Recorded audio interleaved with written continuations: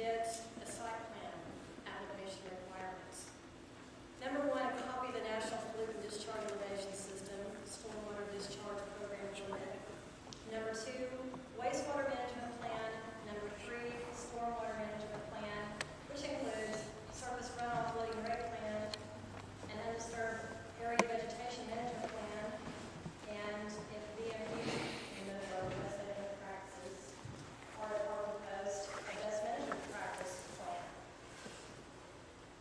And everything we've been talking about the last 10 minutes to me is in subdivision rules, all the sewer and open space and blah, blah, blah. So, again, why do we need to manage this area up here apart from all this stuff that's already required?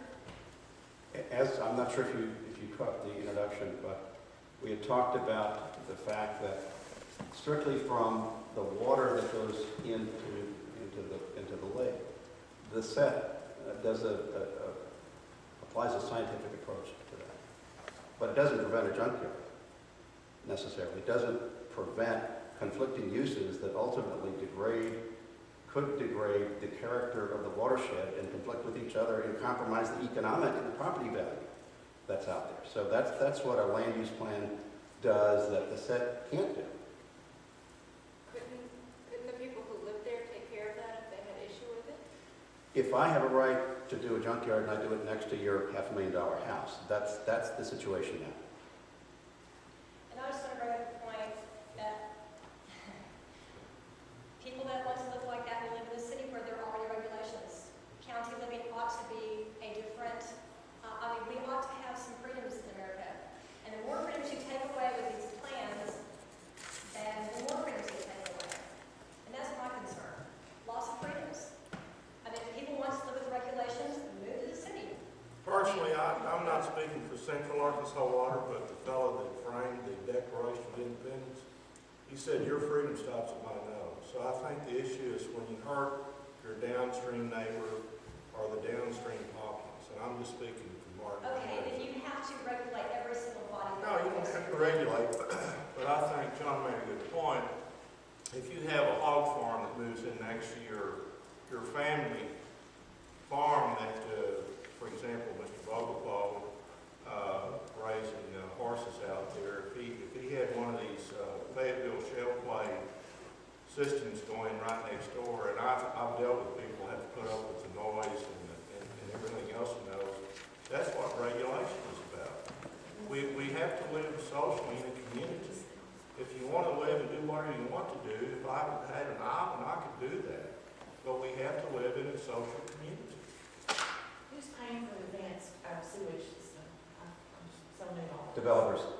The developers are? We're incentivizing them to do better than the minimum. If you have a stream going through your property, does the property owner own that Yes. body of water? Yes. Well, not the body of water. Well, Just the ground. the stream.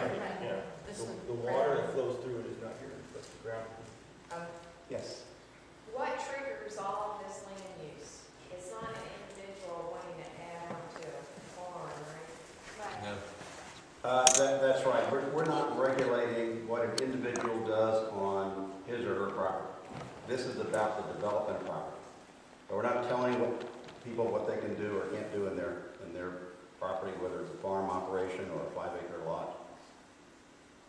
Well, you sort of are, because you're saying you can't have a junkyard. So that's not totally true. There's limits. I mean, you're not saying you have to use it for a specific use. There will be a number of uses listed that, and So it's not you totally, can use I mean, it that's for. not a true statement. We're not telling people. You're telling them some. Yeah, You're giving them a there's list of some some things they limits. can't Right, there's do. some, what we think are reasonable. Well, it's just, I mean, I just want to be sure people understand that. Environmental risks Yeah, I think- associated with certain types of uses, I like think that- hazardous waste facilities. I mean, who wants hazardous waste getting into the watershed? I mean, the risk of having that is so great that that's something we're going to look at prohibiting in this one specific area of the county. What's an example of that? A hazardous waste transfer station? Something like that. What about, I noticed that Deltec Timber owns 35% of the property. Y'all putting in regulations, say y'all can't cut all the trees off that property? We're not regulating timbering. So they can go and cut all the trees off that property? Again, we're not adding to whatever regulatory controls are already in place covering timbering. What about the erosion problem that might cause when you cut all the trees off the property? As I say, we're not regulating timbering.